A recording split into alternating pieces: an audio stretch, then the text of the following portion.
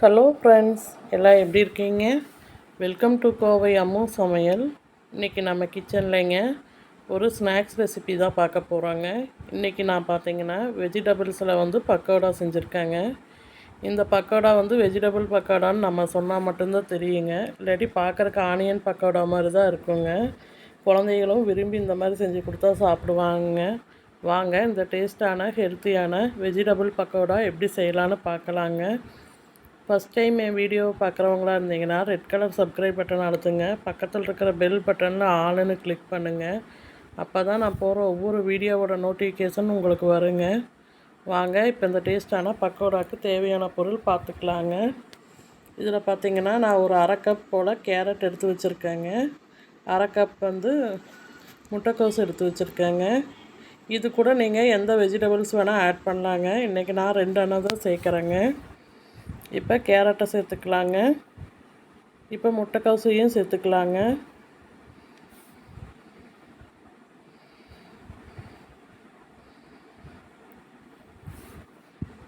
இப்போ வெங்காயமும் ஒரு பச்சை மிளகாவை பொடி பொடியாக கட் பண்ணி வச்சுருக்கேங்க. ஒரு பெரிய வெங்காயத்தை நீல வாக்கில் கட் பண்ணி வச்சுருக்கேங்க. அதையும் சேர்த்துக்கலாங்க. இப்போ ஒரு 1/4 ஸ்பூன் கிட்ட பெருங்காயத்தூள் சேர்த்துக்கலாங்க. கொஞ்சமாக சேர்த்துக்கலாங்க.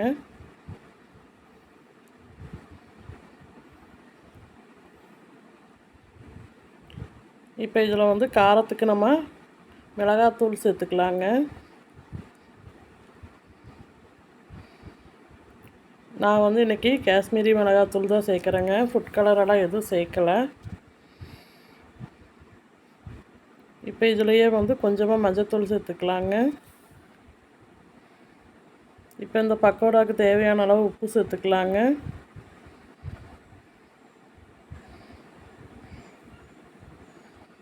இப்போ நல்லா மிக்ஸ் பண்ணிக்கலாங்க.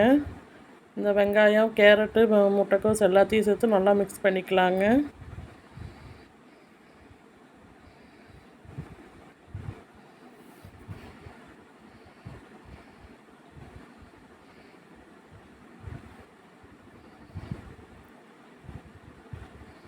பாருங்கள், நல்லா இந்தளவுக்கு அழுத்தி பிசைஞ்சிக்கணுங்க.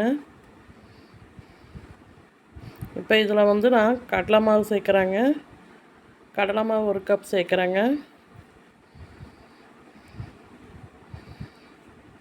அரிசி மாவு 1/4 கப் சேர்க்குறேங்க.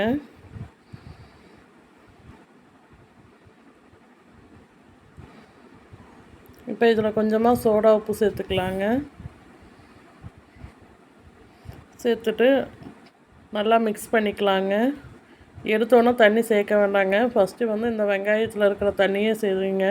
நல்லா நம்ம மிக்ஸ் பண்ணி எடுத்துக்கலாங்க. அதுக்கப்புறம் தண்ணி சேர்த்துக்கலாங்க. இப்போ கொஞ்சம் கொஞ்சமாக தண்ணி சேர்த்துக்கலாங்க. தண்ணி சேர்த்து நல்லா மிக்ஸ் பண்ணி எடுத்துக்கலாங்க.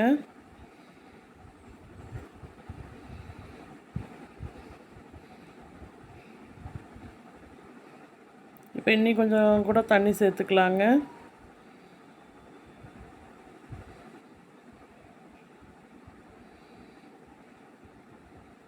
பாருங்கள், நல்லா இந்தளவுக்கு மிக்ஸ் பண்ணி எடுத்துக்கணுங்க மாவை. பாருங்கள், இந்த மாதிரி கையில் உதுத்து விட்டால் கீழே விழுகணுங்க. அந்தளவுக்கு இருக்கணுங்க. ரொம்பவும் தண்ணியாகவும் ஆகக்கூடாதுங்க. இப்போ பாருங்கள், ஒரு பேன் அடுப்பில் வச்சுருக்கேங்க. இப்போ ஆயில் சூடு பண்ணிக்கலாங்க. இப்போ பாருங்கள், ஆயில் நல்லா சூடாயிருச்சுங்க. நம்ம இப்போ எடுத்து வச்சுருக்க பக்கோடாவை இப்படியே உதுத்த மாதிரி உதுத்து விடலாங்க. இந்த பக்கோடாவில் நீங்கள் உருளைக்கிழங்கு சேர்க்கலாங்க. கேப்சிகம் சேர்த்துக்கலாங்க. உங்களுக்கு எந்த காய் இஷ்டமோ அந்த காய் சேர்த்துக்கோங்க. பாருங்கள், ஒரு சைடு நல்லா வெந்துருச்சுங்க. இப்போ திருப்பி சேர்த்துக்கலாங்க. 2 பக்கம் நல்லா கோல்டன் கலர் வந்தோன்னா வேறு பிளேட்டுக்கு மாற்றிக்கலாங்க.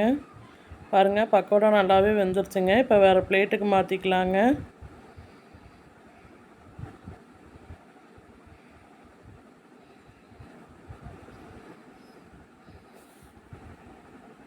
இப்போ மீதி இருக்கிற பக்கோடாவையும் செஞ்சுட்டு காட்டுறேங்க.